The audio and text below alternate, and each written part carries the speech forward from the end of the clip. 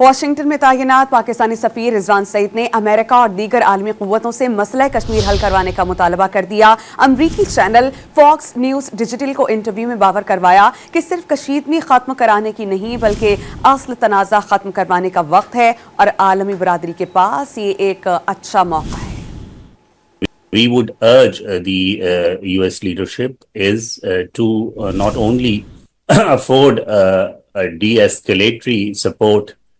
in this situation, but also to look at the broader issue of the disputed territory of Jammu and Kashmir. There is an opportunity in this situation which we believe should not be squandered by the international community, and US being a preeminent power in today's world has a disproportionate responsibility towards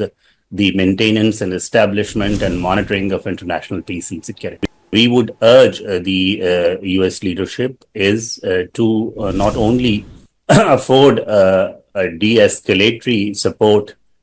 in this situation, but also to look at the broader issue of the disputed territory of Jammu and Kashmir. There is an opportunity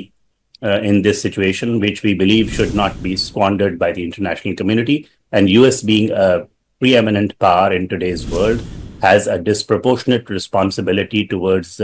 the maintenance and establishment and monitoring of international peace and security.